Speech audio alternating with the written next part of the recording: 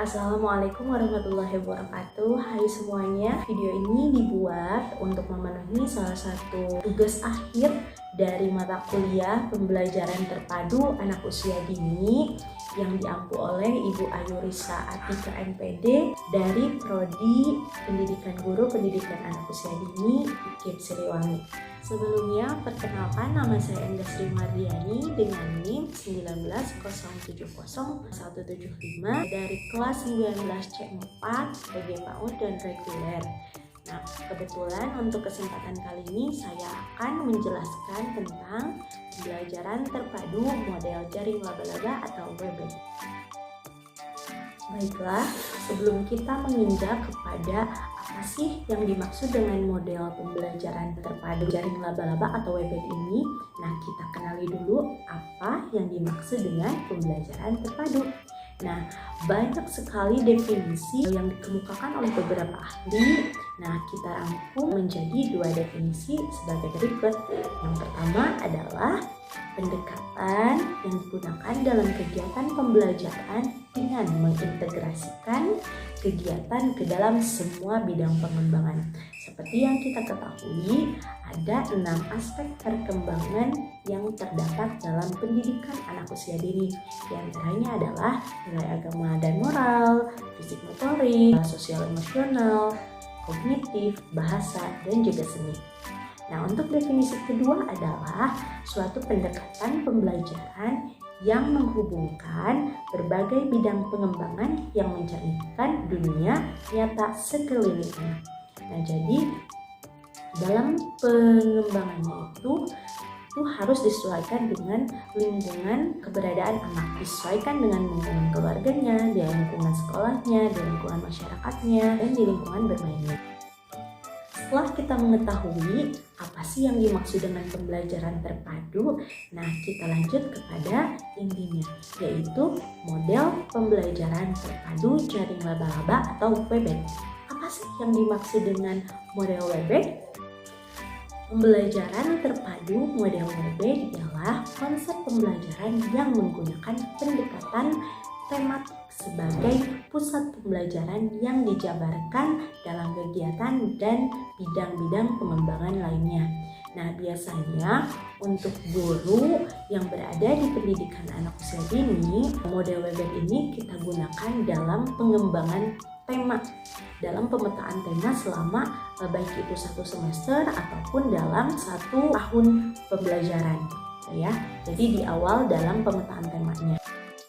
Untuk selanjutnya, mari kita ketahui tentang karakteristik dari model WebEx ini. Nah, yang pertama adalah berpusat pada anak. Model WebEx ini lebih banyak menempatkan anak sebagai subjek belajar. Nah, guru ini hanya berperan sebagai fasilitator yang memfasilitasi memberi kemudahan kepada anak untuk melakukan aktivitas belajarnya. Nah, untuk yang kedua adalah memberikan pengalaman langsung. Dengan pengalaman langsung, siswa dihadapkan pada sesuatu hal yang nyata atau konkret sebagai dasar untuk memahami hal-hal yang abstrak. Karena anak itu belajar dari yang konkret ke yang abstrak. Untuk poin ketiga adalah pemisahan mata pembelajaran yang tidak begitu jelas. Nah, fokus pembelajaran ini diarahkan kepada pembahasan tema-tema atau mata pelajaran yang berkaitan dengan kehidupan anak. Biasanya kalau untuk anak usia dini ini lebih ke misalkan contohnya tema diri sendiri, tema lingkunganku, lingkungan di rumah, lingkungan di sekolah, lingkungan bermain, terus misalkan kesukaanku dari mulai hobinya, terus pakaian kesukaannya, makanan kesukaannya. Nah, jadi tidak jauh dari hal-hal yang berkaitan dengan kehidupan anak.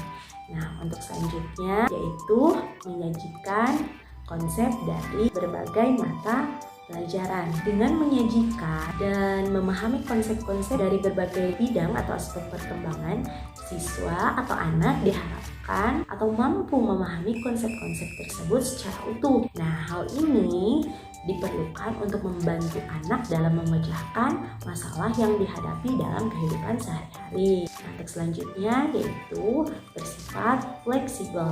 Nah, guru dapat mengaitkan bahan ajar dari satu mata pelajaran ke dalam mata pelajaran lain. Nah, bahkan mengaitkan mata pelajaran dengan kehidupan anak dan keadaan di lingkungan sekolah di mana anak berada. Jadi, kalau untuk anak usia dini ini, kadang pembelajarannya atau temanya itu bersifat kondisional. Kadang kita sudah mengonsep tema dalam rencana pembelajaran, tetapi kadang dalam keadaan tertentu kita sebagai guru itu harus mengubah sesuai dengan yang anak butuhkan atau yang menarik bagi anak. Nah, untuk selanjutnya yaitu hasil pembelajaran sesuai dengan minat dan bakat anak. Nah, dalam melakukan penilaian atau evaluasi, guru memberikan penilaian sesuai dengan karakteristik, minat, dan bakat setiap anak. Karena setiap anak itu istimewa dengan karakteristik yang berbeda-beda. Karakteristik yang terakhir adalah menggunakan prinsip belajar sambil bermain yang menyenangkan. Tentu dunia anak adalah dunia bermain. Jadi dalam proses pelaksanaannya, guru harus membuat suatu lingkungan belajar yang menciptakan suasana menyenangkan untuk anak sehingga anak mampu menyerap informasi yang disampaikan oleh guru itu dengan lebih mudah dipahami oleh anak. Selanjutnya, adapun langkah-langkah dalam membuat rancangan model WBED ini ada beberapa yang harus dilakukan oleh seorang pendidik atau guru. Yang pertama adalah mempelajari kompetensi inti, kompetensi dasar, dan indikator yang sesuai dengan kelompok usianya, sesuai dengan kurikulum yang diadopsi dalam sekolah tersebut. Yang selanjutnya yaitu mengidentifikasi tema, subtema, dan sub-subtema yang akan digunakan. Nah, itu berkaitan dengan seperti tadi, harus berkaitan dengan kehidupan terdekat anak. Selanjutnya adalah mengidentifikasi indikator sesuai dengan tema. Nah, setelah kita membuat jaring tema yang sebelumnya, kita identifikasi indikator-indikator mana saja yang sekiranya berkaitan dengan tema-tema yang sudah ditentukan. Jikalau ada yang tidak sesuai, sebaiknya tidak perlu dimasukkan seperti itu. Nah, untuk selanjutnya yaitu menentukan kegiatan.